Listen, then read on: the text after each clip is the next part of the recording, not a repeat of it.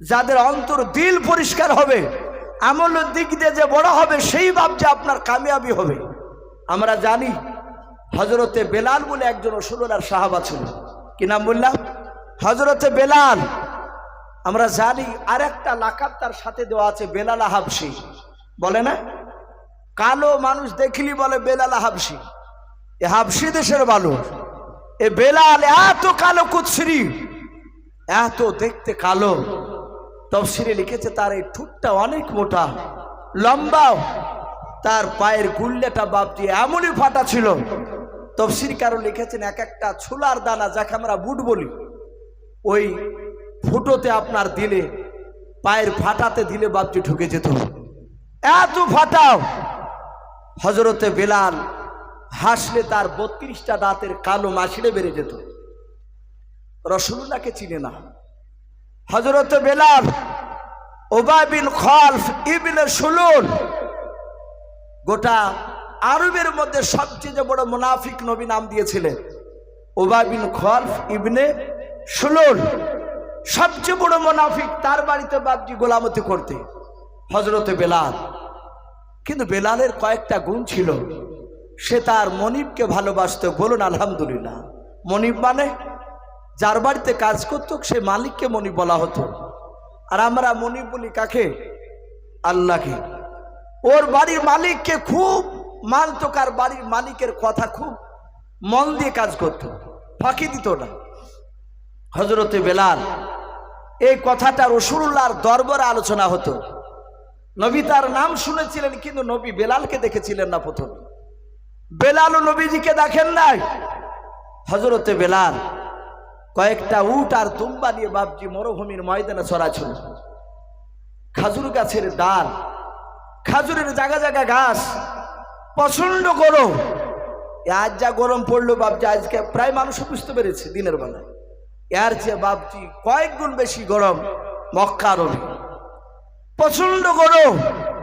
খাজুর গাছের ছায়ার তলে ওই বেলাল দাঁড়িয়ে আছে। সারা পৃথিবীর দরদে নবে জনাবে মোহাম্মদ রাসূলুল্লাহ সাল্লাল্লাহু তাআলা আলাইহি ওয়াসাল্লাম নবী আমার ওই মরুভূমির ময়দান দিয়ে বাপজি হেঁটে যাচ্ছিলেন। আল্লাহ রাসূল বাপজি রৌদ্রের সময় হাঁটলেন। নবীজির জীবনীতে বাপজি পাওয়া যায় মেঘের টোকরা ছায়া করে নবীজিকে বাপজি নিয়ে বেড়াতেন। বলুন সুবহানাল্লাহ। নবী আমার যে দিক দিয়ে যেতেন মাথার উপরে মেঘের ছায়া যেত, নবীকে যেন রৌদ্র না লাগে। আল্লাহ রাসূল বাপজি চলে যাচ্ছিলেন। হযরত বেলালের বাপজি নজর খানা নবীজির চেহারাতে গিয়ে পড়ল। বেলাল ডাক দিয়ে বলল, গো যুবক ভাই তুমি দাঁড়িয়ে যাও। আল্লাহর নবীজি পেছন দিকে দাঁড়িয়ে বাপজি যাহাতে থাকেন বেলালের দেখে। বেলাল খাজুর গাছের ছায়া থেকে বাপজি দৌড়ে এসে আল্লাহর নবীর গায়ে শুধু বাপজি একটি স্পর্শ করেছেন, হাতটা ঠেকিয়ে ঠেকেছেন। ঠেকে দিয়ে বলছেন, ভাই তোমার এত সুন্দর চেহারা, তোমার নামটা কি বলো? বেলাল বলে, গোটা শরীরখানা ক্লান্ত ছিল, চরম গরম লাগছিল, পেশানি দিয়ে ঘাম ঝরছিল, কপাল দিয়ে বাদি ঘাম ঝরছিল। সঙ্গে সঙ্গে বেলাল বলে, যাতে নবীজির শরীরে হাত দিলাম, গোটা দেহখানা ঠান্ডায় পরিণত হলো। বলুন সুবহানাল্লাহ। আল্লাহ রাসূলকে ডাক দিয়ে বলেছিল, ভাই তোমার শরীরে এমন কি ঠান্ডা ফিট করা আছে? হাত দেওয়ার সাথে সাথে শরীরখানা ঠান্ডা হয়ে গেল। ভাই রে তোমার নাম কি বলো? বিশ্ব নবী বলেন, ভাই বেলাল তোমার নাম বেলাল? বলে হ্যাঁ। বলে, বেলাল রে আমি তোমার নাম শুনেছি, আমার দরবারে অনেক সাথী ভাইরা আমার তোমার ব্যাপারে আলোচনা করেছিল। বেলাল আমি আখিরি জামানার পয়গম্বর জনাবে মোহাম্মদ রাসূলুল্লাহ সাল্লাল্লাহু তাআলা আলাইহি ওয়াসাল্লাম। বলুন সুবহানাল্লাহ। হযরতে বেলাল নবীজির বাপজি কথা শুনে বাপজি ওই খালি দাঁড়িয়ে কলেমা পড়ে তিনি মুসলমান হয়ে গেলেন। বেলাল বলে, হুজুর আপনি নবী, আপনাকে নবী বলে মেনে নিলাম, কিন্তু বলুন এই কলেমা পড়ে কি করা লাগবে? রাসূল বলেন, বেলাল কলেমা পড়লে মিথ্যে কথা বলা যাবে না, কলেমা পড়লে 5 ওয়াক্ত নামাজে ফাঁকি দেওয়া যাবে না। কলেমা পড়লে ওজনে কম দেওয়া যাবে না। কলেমা পড়লে চিটারি করা যাবে না। কলেমা পড়লে সুদ খাওয়া যাবে না। কলেমা পড়লে মদ খাওয়া যাবে না। এই বেলাল, কারো অন্যায় করা যাবে না। বেলাল কাঁদতে কাঁদতে বললেন, হুজুর আমি তো উবা বিন খালফ ইবনে সুলুলের আমি গোলাম।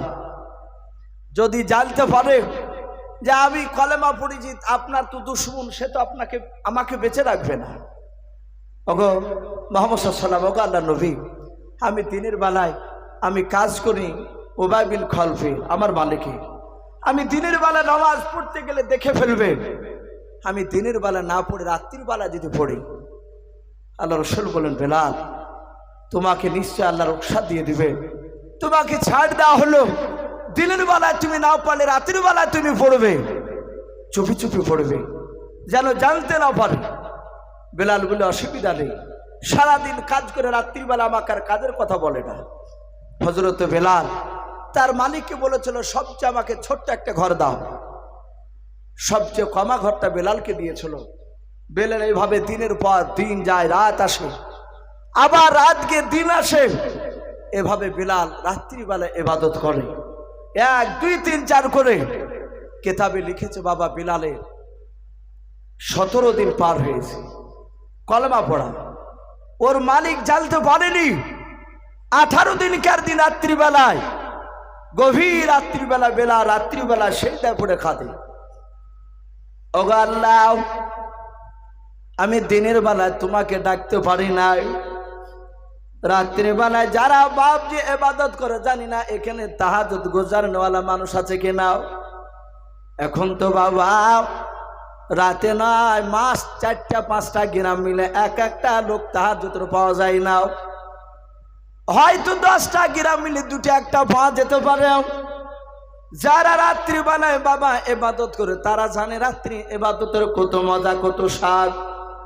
বেলাল সেজদায় পড়ে কাঁদেন আর বলেন, আল্লাহ দিনের বেলায় তোমাকে ডাকতে পারি নাই, রাত্রিবেলায় মওলা তোমার সেজদায় পড়ে তোমার কাছে কান্না করেছি। ওগো আল্লাহ তুমি আমার ইবাদতকে তুমি কবুল করে নাও। গভীর রাত্রে কান্না করেছিলেন। বেলালের মালিক এসে বাপটি বেলালের কান্না দেখে নিল। হযরতে বেলাল রাদিয়াল্লাহু তাআলা আনহু তাকে ধরে ফেললো, বলে আমার খাবি, আমারই পড়বি, আমার বাড়িতে থেকে আমার দুশ্মনের আল্লাহকে ডাকবি? এটা ডাকতে দিব না। বেলালকে রাত্রির বেলা বাড়ল। তারপরে বেলাল আবার আবু সেহেলের কাছে পরামর্শ নিল। আবু সেহেল এসে বললে, একে মারো। হযরতে বেলালের পায়ে দড়ি বেঁধে গোটা মক্কা নগরে বাপজি পাহাড়ি এলাকায় উঁচু নিচু জায়গা টানাটানি করে নিয়ে বেড়াচ্ছিল। শুধু তাই নয়, পাথরে ঘোষটন লেগে চামড়া মাংস এমনকি হাড় পর্যন্ত ক্ষয় হয়ে গিয়েছে। আবার উত্তপ্ত বালু রাশিতে বেলালকে শুয়ে দিয়ে কোন কোন মুফাসসিরিন কেরাম লিখেছেন, লোহা রডকে আগুন দিয়ে তাতিয়েছিল লাল করে। যে জায়গায় বাপজি রক্ত মাংস ছুটে গিয়েছে, হাড় ক্ষয় হয়ে গিয়েছে, ওই জায়গাতে আবার লোহার গরম করা রডকে চেপে ধরত, পাথরকে গরম করে চেপে ধরত, বলতো, বল বেলাল তোর রসুলকে ছাড়বি কিনা, এক আল্লাহকে ভুলবি কিনা বল। বেলালকে যত চাপ দেয় তত বেলাল মুচকে মুচকে হাসে, আর আল্লাহর নাম আরো তত বেশি ডাকে। বলুন সুবহানাল্লাহ। আল্লাহ বলেছে, আল্লাহ নবীও বলেছে, যারা আল্লাহওয়ালা হবে, ইমানদার যারা হবে, তাদেরকে যত অত্যাচার করবে ইমানদারের তত ব্যাটারিতে চার্জ বাড়বে। বলুন সুবহানাল্লাহ। তাদের ইমানের ভোল্টেজ আরো বাড়বে। সম্মানিত ভাই আমার বাবাজি বোনেরা, হযরতে বেলাল রাদিয়াল্লাহু তাআলা আনহুকে এইভাবে কষ্ট দিয়েছিল। আবু বকর দেখেছিলেন। লাস্টে আবু বকর তার কাছে কিনতে চাইলো। উবা বিন খালফ দেখলে লোকটাকে যত মারছি তত আল্লাহ আল্লাহ করছে, আরো ডাকছে। আবু সেহেল বলে, ভাই আর 1-1 ঘন্টা যদি কষ্ট দেওয়া যায় তাহলে আরো আমাদেরই ব্যাপার খারাপ হয়ে যাবে। এ তো আস্তে আস্তে আরো আল্লাহর মহব্বত বেশি বেড়ে যাচ্ছে। তাই ভাই এ আবু বকর কিনতে চাইছে, ওকে ছেড়ে দাও, ওকে দিয়ে দাও, প্রচুর টাকা দিয়ে বেচে দাও। 200 টাকা সে সময় দিরহাম দিয়ে কিনে নিয়েছিলেন, অনেক টাকা। হযরতে বেলাল রাসূলের কাছে আসলে নবীজির দরবারে খিদমত করতে করতে বেলাল শুধু বেলাল সাহাবা ছিলেন তা নয়, বেলাল মসজিদে নববীর মুয়াজ্জিন হয়েছিলেন। বলুন সুবহানাল্লাহ। আযান দেওয়ার দায়িত্ব পেয়েছিলেন। শুধু তাই নয়, আমার নবী বলে আমি মেরাজে গিয়ে জান্নাতে হাঁটছিলাম, আমার ডান পাশে ছিল হযরতে জিবরিল নয়, বাম পাশে ছিল জিবরিল, আমি ছিলাম জিবরিলের ডান পাশে। আর আমার পেছন দিকে দেখলাম আমি জান্নাতে যতটা রাস্তা হাঁটলাম ততটা রাস্তাতে আমি খেয়াল করে দেখলাম আমার বেলালের পায়ের শব্দ আমার পেছনে শুনতে পাচ্ছিলাম। মনে হচ্ছিল বেলাল আমার সাথে হাতে জান্নাতে হাঁটছে। বলুন সুবহানাল্লাহ। অনেক মানুষ আছে দেখে, কিছু মানুষ বয়স্ক লোক জুতে পাই দিয়ে হাঁটে, পা ছেঁচিড়ে হাঁটিবে, জুতিয়ার মাঝখান ট্যাপসা হয়ে যায়, আর পেছন দিক বাপটি খাড়া হয়ে যায়, আর জুতিয়া ফটাস ফটাস করে শব্দ হয়। গ্রামের যদি ওই রকম কেউ হাঁটে লোক আর চেহারা না দেখলেও পেছন দিক থেকে আওয়াজ শুনে বুঝিয়ে নেয় যে আব্দুল জাব্বার আসছে। আমার রাসূল এসে মিরাজ থেকে ফিরে এসে বলুন, বেলাল এমন কি আমল করে দুনিয়ায় যে আমলে জড়ে তুমি জান্নাতে আমার সাথে হাঁটছিলে? বলুন সুবহানাল্লাহ। বেলাল বলে, হুজুর এমন কোন আমল করতে পারি নাই, একটাই আমল করি গোপনে। বলে কি? বলে আপনি বলেছিলেন ওযু অবস্থায় থাকতে ওগো নবী, তারপরে আপনি বলেছেন ওযু করা পর 2 রাকাত নামাজ পড়তে, যেটাকে তাহাতিয়াল ওযু বলে। আমরা ওযু করার আমরা এই নামাজটা কখন পড়ি? বেশিরভাগ লোকেরা দেখতে পাওয়া যায় জুম্মার দিনে পড়ে না। মসজিদে ঢুকে যাই অনেকে 2 রাকাত দখলুল মসজিদ আর 2 রাকাত তাহাতিয়াল ওযুর নামাজ পড়ে, বাদ বাকি আর অন্য সময় পড়ি নাই। বেলাল বলছেন, হুজুর যখনই আমার ওযু ভেঙে যায়, রাতে দিনে 24 ঘন্টায় যখনই ওযু ভেঙে যায় তখনই আমি ওযু করে সাথে হাতে আমি 2 রাকাত ওযুর নামাজ পড়ে নিই। বলুন আলহামদুলিল্লাহ। নবী বলেন, বেলাল ওই নামাজটা খুব দামি নামাজ, ওই আমলের কারণে বেলাল তুমি আমার সঙ্গে জান্নাতে হাঁটছিলে। এই বেলালের দাঁত দেখেনি আল্লাহ, তার পা দেখেনি, তার দেখেছেন এই ভিতরটাই কলবখানা, অন্তরখানা। তা আমি প্রতিটা বাপজি ভাইদেরকে বলবো, ভাই আমরা একটু আমল করি। প্রচণ্ড গরমে রাত্রি প্রায় 2 ঘন্টা বাপজি পার হয়ে গেল। আমি আপনাদের সকলকে বলবো আমরা বিশ্বনবীর সুন্নাতের উপর আমল করব। বলুন ইনশাআল্লাহ, বলুন ইনশাআল্লাহ। আমার রাসূলের সুন্নাতকে আমল করা তখনই হবে। আমরা ভাই কিছু মনে করবেন না, আজ এখন মানুষ আপনার মসজিদে বাপজি ঝামেলা শুরু হয়েছে কি নিয়ে? মসজিদে দোয়া নিয়ে। কথা ঠিক না বেঠি? অনেক জায়গায় মসজিদে আপনার ইমাম দোয়া করছে, মুসল্লি দোয়া করছে না। ওই মুসল্লি ভাই আমরা ঝামেলা করব না। সালাম নামাজ নিয়াত করলে নামাজ শুরু হয়ে গেল, সালাম ফিরলে নামাজ শেষ হয়ে গেল। তারপরে এই যে মোনাজাতটা সম্মিলিতভাবে আমি অনুরোধ করব, যারা করেন না আমি তাদেরকে বলবো, ভাই আপনারা ইমামকে অপমান করবেন না। দেখেছি অনেক মানুষ যারা কোরআন পড়া জানে না, দোয়া করছে না, বেশিরভাগ তারা কোরআনকে সঠিকভাবে পড়তে জানে না। তারা হয়তো বাংলায় কিংবা ইউটিউবে কিছু বক্তার বক্তব্য শুনে তারা বলছে যে মৌলভী সাহেব কিছু জানে না। আমি অনুরোধ করব, ভাই আপনি বলবেন না, কারণ আপনার ইমাম, আপনি মোনাজাত করবেন, আপনি চুপ করে বসে তসবিহ তাহলিল পড়ুন। আর যারা মোনাজাত করছেন আমি তাদেরকেও বলবো, ভাই বাপ যারা মোনাজাত করছে না তাদেরকে আপনি আঘাত দিয়ে কথা বলেন না, তাদেরকে মসজিদ থেকে বেরিয়ে যান, এরকম কথা বলবেন না। আজ দুনিয়ার পরিস্থিতি বাপজি খুব ভালো নেই, আজ দুনিয়ার পরিস্থিতি ভালো নেই। গোটা পৃথিবীর মুসলমানের বাপজি দেওয়ালে পিঠ ঠেকে গিয়েছে। আমি প্রথমেই বলেছি এক শ্রেণীর মানুষেরাও তারা পৃথিবীর বুকে বাপজি তারা চক্রান্ত চালাচ্ছে। দুনিয়ার বুক থেকে মুসলমানকে নিধন করা যায় কি করে? কথা ঠিক না আপনি বলেন? কি করে মুসলমানকে শেষ করা যায়? আজ লক্ষ্য করে দেখেন, ফিলিস্তিনকে আমরা অনেকেই ভুলে যাচ্ছি। এর আগে ফিলিস্তিনে দোয়া করেননি আপনারা? ফিলিস্তিনে অনেকে দোয়া করেছে, আমরাও। আজ প্রায় মোটামুটি দিন 20 আজ্ঞার কথা বলছে ভাই, দিন 20 আজ্ঞার।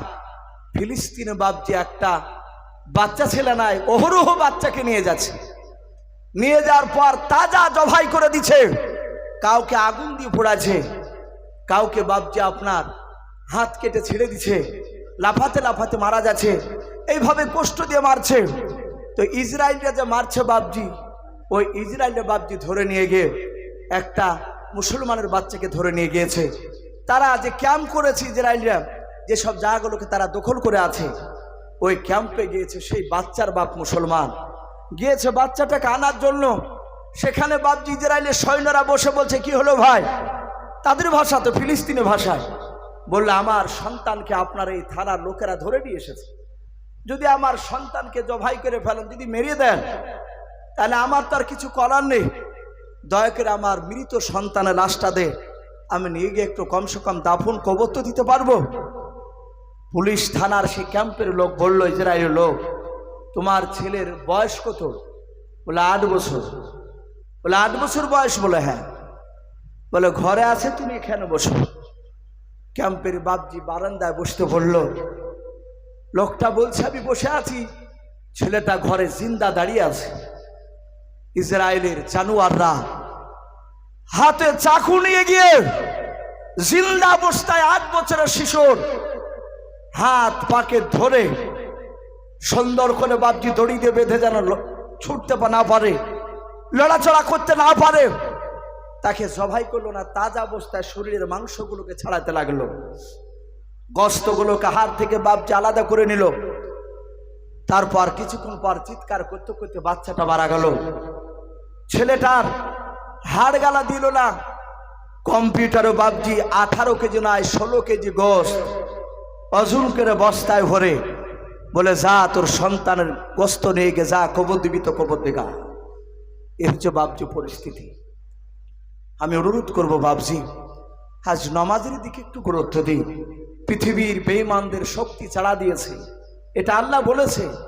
আমার রাস্তা থেকে যখন বান্দারা দূরে সরে যাবে, সে সময় আমি তাদের কম থেকে আমি জালিম বাদশা খাড়া করব, তার জালিম বাদশা খাড়া করে দিয়ে আমি তাদেরকে শায়েস্তা করব।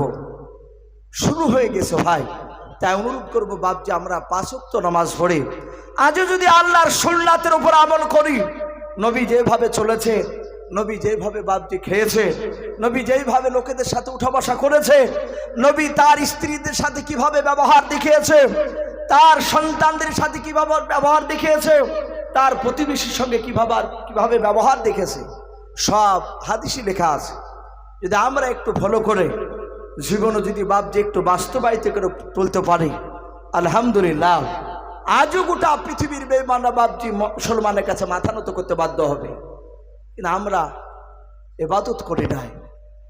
নামাজ এখন 2 বছর থেকে কিছু যুবক ছেলেরা নামাজ পড়ছে, বয়স্ক তুলনামূলক, বাদ বাকি অনেকে নামাজ পড়ি নাই। তাই আমি অনুরোধ করবো বাপজি, 5 ওয়াক্ত নামাজ পড়ি। নামাজ এমন একটা গুরুত্ব, নামাজ এমন একটা নামাজ, আল্লাহ রসুল বলেছেন, নামাজ বিহীন কোনো মানুষ জান্নাত যেতে পারবে না। বলুন সুবহানাল্লাহ।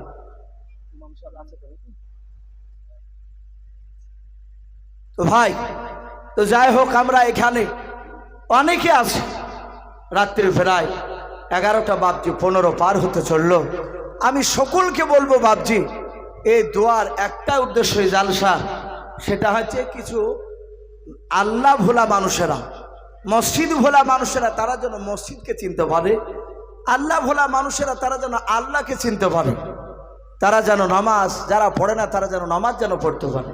আমরা পড়বো, বলুন ইনশাআল্লাহ, বলুন ইনশাআল্লাহ। বাপজি শুধু আপনি নয়, আপনি আমি নামাজ পড়বো, নিজের সন্তানদেরকে বাপজি নামাজ পড়ার কথা বলবো। তা আমি বলছিলাম, আমরা ওই বেরেলি দেবন্দি, আমরা হাত নাভির ওপরে হাত বাঁধা, নাভির নিচে হাত বাঁধা, হাত তুলে মোনাজাত করা না করা, এ নিয়ে বাপজি আমরা আর গন্ডগোল করতে যাব না, এই নিয়ে আমরা তর্ক করতে যাব না। যেই এই ধরনের বাপজি তর্কমূলক কথা বলতে আসবে, তাকে বলবেন, ভাই এই বিষয়টা চাপা দিয়ে আপনি নরমাল কথা বলুন, কিভাবে রাসূলুল্লাহর সুন্নাতকে মানা যায়। আপনি নমাজ কি করে মানুষ পড়বে তাই বলুন। কারণ ভাই, আজ পৃথিবীতে বাপজি আমরা সত্যি কণ্ঠাসা হতে চলেছি। আমরা সবাই যদি এক কলেমাওয়ালা হয়ে যায়, সে নাভির ওপর হাত বাঁধুকা, নাভির নিচে হাত বাঁধুকা, আমাদের কোরআনের বিরুদ্ধে, নবীর বিরুদ্ধে কথা বলে আমরা সবাই যদি এখনো এক হয়ে যায়, আমাদের উপর আর আঙুল তুলে কথা বলতে পারবে না কেউ। কিন্তু ভাই, কিছু এক শ্রেণীর অমুসলিমরা তারাও বাবজি কোরআনের যারা দুশমন, মুসলমানের যারা দুশমন, তারা জানতে পেরেছে মুসলমানের মধ্যে মেল নাই, ওদের মধ্যে ঐক্য নেই, ওদের মধ্যে মারামারি, মসজিদ ভাগাভাগি। একটা মসজিদ দাঙ্গা মুসল্লি হয়, এই দোয়াকে কেন্দ্র করে দেখা যাচ্ছে, সামান্য ছোট যদি মশলা নিয়ে দেখা যাচ্ছে 4-5টা লোক আলাদা হয়ে মসজিদ করে ফেলছে। না, এসব আমরা করতে যাবো না। আমরা ভাই ফিতনার দিকে যাব না। আমরা সবাই আমরা মুসলমান, বলুন ইনশাআল্লাহ, বলুন আমরা মুসলমান, সবাই মুসলমান, আমরা কলমা পড়া মুসলমান। তাই প্রতিটা বাবজি ভাইকে বলবো, বাবজি আমরা অনেকে চলে যাচ্ছি, আমরা একটু বসে যাই। যারা কমিটির ভাইয়েরা আছে, আমি কমিটির ভাইদেরকে বলবো, ভাই আপনারা সকলেই এই জালসার মাহফিলে চলে আসো, এক্ষুনি দেওয়া হবে। মৌলানা সাহেব, এই মসজিদের সম্মানীয় ইমাম সাহেব যিনি আছে, হয়তো অসুবিধা মানুষের থাকতে পারে, যেহেতু একটু বয়স্ক হয়ে গিয়েছেন উনি, তো যাক অসুবিধার কারণে যদি না আসতে পারেন সেটা ভিন্ন কথা, আর নাহলে আশেপাশে থাকলে আপনি আসতে পারেন। আমি অনুরোধ করব খাস করে প্রতিটা বাপজি ভাইদেরকে, মা বোনেদেরকে, আপনারা মক্তব চালু করেছেন আলহামদুলিল্লাহ। আজ যে উদ্বোধন হলো, হয়তো আগামীকালকে হয়তো কয়েকদিন আবার পর মিটিং করে হয়তো আপনারা পড়া হয়তো চালু করবেন আলহামদুলিল্লাহ। একজন যোগ্য ভালো শিক্ষক রাখবেন, আর যাবতীয় আপনার বিপদে আপনাদেরকে সহযোগিতার হাত বাড়াইতে হবে। মক্তবের জন্য যখনই চাইবে তখনই বাপজি আপনাদেরকে সহযোগিতার হাত আপনাদেরকে বাড়ানো লাগবে। আর আপনার টার্গেট নেবেন এই মক্তব থেকে, জানো এখান থেকে যেন মেয়েরা ছেলেরা যেন হাফেজ হতে পারে। এদিন আগামী জালসা আছে আমার ফাল্গুন মাসে, বছর 3 আমাকে পরপর নিয়ে গেছে ডলটনপুর, হরিয়ারপাড়া নাম শুনেছে? ডলটন পাড়া থেকে ভিতরে একটা হুচকি পাড়া বলে একটা গ্রাম আছে, ওই গ্রামে জালসা, ওখানে একটা মক্তব আছে আপনাদের মতন এরকম ছোট মক্তব। ওই মক্তবটা এত সুন্দর পড়ানো হয়, ছেলেরা স্কুলে যায়, স্কুল থেকে এসে আবার পড়তে আসে। কেউ সকালে পড়ে, যাদের প্রাইভেট সকালে নাই তারা আসে। এভাবে পড়ে পড়ে প্রতি বছর বাদজি 3-4 কেরা তারা গ্রাম থেকে মক্তব থেকে তারা হাফেজ হয়েছে। বলুন আলহামদুলিল্লাহ। এই চেষ্টা করলে আপনাদের এখান থেকে হবে ইনশাল্লাহ। আপনারা টার্গেটে রাখবেন এখান থেকে যেন ছেলেরা কোরআন শিখে, যেন তারা কোরআন মুখস্থ করে হাফেজ হয়ে নামাজের যাবতীয় যা লাগে মশলা মশাল যেন এখান থেকে শিখে যেন বের হতে পারে। বলুন আল্লাহুম্মা আমিন, আল্লাহুম্মা আমিন। ভাই আমি আপনাদের সকলকে বলবো, আমি বেশ কিছু কথা আপনাদের সামনে অনেক কথাই আলোচনা করেছি, বলার মধ্যে ভাষার মধ্যে ভুল হলে আপনারা সকলে ছোট ভাই কিংবা ছোট ছেলে হিসেবে ক্ষমা করবে। আল্লাহ বলা এবং শোনাকে যেন আল্লাহ রাব্বুল আলামিন কবুল করুন। বলুন আল্লাহুম্মা আমিন, আল্লাহুম্মা আমিন। ভাই আমরা যারা এখানে আছি সবাই মিলে আমরা সকলে একবার দুরূদে ইব্রাহিমকে পড়ে নিই। আল্লাহুম্মা সাল্লি আলা মুহাম্মাদি ওয়া আলা আলি মুহাম্মাদ কামা সাল্লাইতা আলা ইব্রাহিম ওয়া আলা আলি ইব্রাহিমা ইন্নাকা হামিদুম মাজিদ। আল্লাহুম্মা বারিক আলা মুহাম্মাদি ওয়া আলা আলি মুহাম্মাদ কামা বারাকতা আলা ইব্রাহিম ওয়া আলা আলি ইব্রাহিমা ইন্নাকা হামিদুম মাজিদ। সাল্লাল্লাহু তাআলা আলাইহি ওয়াসাল্লাম। ভাই আমরা যেহেতু দোয়ার জন্য বাপজি অনেকে বসে আছি, আমরা সকলে একবার যেটা প্রচলন যে আমরা তওবাটা প্রায় মানুষই জানি, একবার পড়ি নি। আস্তাগফিরুল্লাহ রাব্বি মিন কুল্লি যামবি ওয়া আতুবু ইলাইহি। আস্তাগফিরুল্লাহ রাব্বি মিন কুল্লি যামবি ওয়া আতুবু ইলাইহি লা হাওলা ওয়ালা কুওয়াতা ইল্লা বিল্লাহি আলিয়্যিল আযীম। ভাই এক্ষুনি দেওয়া হবে। আমরা যে যে অবস্থা আছি আমরা সকলে বাবজি একটা হাত তুলে দেওয়া করি। আল্লাহুম্মা আমিন। আলহামদুলিল্লাহি রাব্বিল আলামিন ওয়াল আকিবাতু লিল মুত্তাকিন ওয়াসসালাতু ওয়াসসালামু আলা রাসূলিল আমিন ওয়াসসালাতু ওয়াসসালামু আলা সাইয়্যিদিল মুরসালিন। ربنا ظلمنا أنفسنا وإن لم تغفر لنا وترحمنا لنكونن من الخاسرين। আয় আল্লাহ মওলাই করিম আল্লাহ প্রায় 11:30 বাজতে চলল রে মাওলা। আল্লাহ তোমার বান্দা বান্দীদেরকে সামনে বসে রেখে আল্লাহ কোরআন হাদিসের অনুকূলে বেশ কিছু কথা আলোচনা করেছি রে মাওলা। আলোচনা করতে গিয়ে যদি ভুল হয়ে যায় ক্ষমা করে দিয়ে মাওলা, তুমি আমাদের ভুলকে আল্লাহ ক্ষমা করে দিয়ে মাওলা করিম তুমি কবুল করে নাও। আল্লাহ তুমি আমাদের আলোচনা কবুল করে নাও। আল্লাহ আমরা সকলেই গুনাহগার খাকসার নাদান বান্দা। আল্লাহ দিনের আলো রাত্রির অন্ধকার মাওলা, সগীরা কবিরা জানা অজানা জাহির বাতিনি যাবতীয় গুনাহ করে ফেলেছি। আল্লাহ তুমি দয়া মেহেরবান করে আমাদের সকলের জীবনের যাবতীয় গুনাহগুলো তুমি মাফ করে দাও। अगर रब्बुल आलामीन আল্লাহ দেখো তোমার বান্দা বান্দিরা আমিন আমিন করতেছে রে মাওলা। রব্বুল আলামিন দেখে এখানে অনেক তোমার বান্দারা, অনেক তোমার বান্দিরা রয়েছে, কারো আব্বা নাই, কারো মা নাই। ওগো আল্লাহ যাদের আব্বা মা নাই রে মাওলা, তুমি তাদের বাপ মার কবরে আযাবগুলো তুমি মাফ করে দাও। আল্লাহ আমাদের যাদের বাপ মা বেঁচে রয়েছে তুমি আমাদের বাপ মার খিদমত করা তুমি আমাদের তৌফিক করে দাও। अगर रब्बुल आलामीन আমাদের কার দাদা দাদি নানা নানি কার ছেলে মেয়ে কার নাতি নাতিনি অনেকের চলে গিয়েছে রে মাওলা। তুমি আমাদের সকলের জীবনের আল্লাহ সকলের আত্মীয় স্বজনের কবরে আযাবগুলো তুমি মাফ করে দাও। अगर रब्बुल आलामीन এই গৌরীপুর গ্রামের পবিত্র জুম্মা মসজিদকেও তুমি কবুল করে নাও। আল্লাহ মসজিদের ইমাম সাহেবকে তুমি কবুল করে নাও। আল্লাহ খাস করে মাওলা কারীম নতুন যে মাওলা এই গ্রামের মানুষেরা আল্লাহ আলোচনা করে মাওলা কারীম একটি মক্তব শুরু করতে চলেছে রে মাওলা। আল্লাহ তুমি এই মক্তব শহীদ আশফাকুল্লাহ মক্তব যে নাম রেখেছে মাওলা, এই মক্তবকে তুমি কবুল করে নাও। আল্লাহ মক্তবে যে সব ছেলে মেয়েরাও আল্লাহ যারা বিসমিল্লাহ বলে পড়তে আসবে আল্লাহ সকলকে তুমি দিনদার মুত্তাকিন হিসেবে তুমি কবুল করে নাও। সকলকে মাওলা কারীম দিনে আল্লাহ যোগ্য আলেম হিসাবে তুমি তাদের কবুল করে নিও। আয় আল্লাহ এই গ্রামের যত মাওলা কারীম ছোট বড় বান্দা বান্দি দুনিয়ার বুক থেকে বিদায় নিয়ে চলে গিয়েছে, সকল মায়েদের কবরে আযাবগুলো তুমি মাফ করে দাও। আয় আল্লাহ শুনলাম এই গ্রামে অনেকগুলো হাফেজ সাহেব রয়েছে, সব হাফেজ সাহেবগুলোকে তুমি কবুল করে নাও। আয় আল্লাহ তুমি তাদেরকে দিনের দায়ী বানিয়ে নাও। আয় আল্লাহ মাওলা কারীম তুমি আমাদের সকলকে মাওলা আয় আল্লাহ 5 ওয়াক্ত নামাজ পড়া তুমি তৌফিক করে দাও। আয় আল্লাহ রব্বুল আলামিন এই গ্রামের প্রতিটা বাড়িতে রোজের আজকের তুমি বরকত দাও। এই গ্রাম থেকে আসমানি বালা জমিনি বালা তুমি দূর করে দাও। আয় আল্লাহ খাস করে মাওলা কারীম সারা বিশ্বের মুসলমানকে তুমি হেফাজত করো। আয় আল্লাহ সারা বিশ্বের মুসলমানকে তুমি হেফাজত করো, সারা বিশ্বের মাদ্রাসা মসজিদকে তুমি হেফাজত করো। আয় আল্লাহ আয় আল্লাহ আমাদের দেশে মাওলা কারীম শুধু নয় সারা পৃথিবীতে উমারে ফারুক রাদিয়াল্লাহু তাআলা আনহুর মতো তুমি নেতা আয় আল্লাহ তুমি তৈরি করে দাও। আয় আল্লাহ খাস করে মাওলা কারীম আয় আল্লাহ এই গ্রামে মাওলা কারীম আল্লাহ আসমানি বালা জমিনি বালা তুমি দূর করে দাও।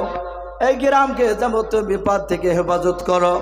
আমার বাপজে ভাইরা আমিন আমিন করেছে রে মাওলা। সকল বাপজে ভাইয়ের ইমানটা হযরত আবু বকর সিদ্দিক রাদিয়াল্লাহু তাআলা আনহুর মতো ইমান বানিয়ে দাও। মা বোনেরা পর্দার আড়াল থেকে আমিন আমিন করেছে রে মাওলা। সকল মা বোনের ইমানটা হযরত মা ফাতেমা জোহরা রাদিয়াল্লাহু তাআলা আনহার মতো ইমান বানিয়ে নাও। আয় আল্লাহ আয় আল্লাহ এই জালসার মাহফিল এই দুয়ার মজলিস যারা পরিশ্রম করে করেছে মাওলা, কেউ টাকা দিয়ে, কেউ শ্রম দিয়ে, কেউ বুদ্ধি দিয়ে, আল্লাহ তুমি তাদেরকে দিনদার পরেজগার হিসেবে তুমি কবুল করে নাও। আল্লাহ গ্রামের যুবক ছেলেরা আগামী দিনেও যেন তারা এভাবে আল্লাহ তোমার রাসূলুল্লাহর দ্বীনের কথা আলোচনা করতে পারে, সেই যেন মাহফিল তৈরি করতে পারে, সে তৌফিক করে দাও। আল্লাহ এই দিনের মাহফিলটাকে মহল্লা জালসাটাকে আল্লাহ তুমি দিনের জারিয়া হিসাবে তুমি কবুল করে নাও। আল্লাহ এই জালসায় যারা পা রেখেছে আল্লাহ, যারা এখনো পর্যন্ত আছে, যারা চলে গেছে, সকলকে তুমি দিনদার হিসাবে তুমি কবুল করে নাও। এই দোয়াটুকু নবীর ওসিলা করে বলি কবুল করে নাও। যত নবীর রাসূল ওলিয়া আলে পাঠিয়েছো মওলা, সকলে আরো শোনো তুমি পৌঁছিয়ে দাও। আল্লাহ খাস করে মওলা দোয়া করে মক্তবে যে জায়গা দিয়েছেন মওলা, তুমি তার আল্লাহ তুমি আল্লাহ আত্মীয় স্বজন তাদের সকলের কবর আযাবকে তুমি মাফ করে দিও।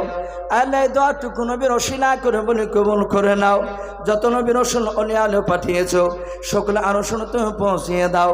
সুবহান রাব্বিকা রাব্বিল ইজ্জাতি আম্মা ইয়াসিফুন ওয়া সালামুন আলাল মুরসালিন আলহামদুলিল্লাহি রাব্বিল আলামিন। আসসালামু আলাইকুম ওয়া রাহমাতুল্লাহি ওয়া বারাকাতুহু।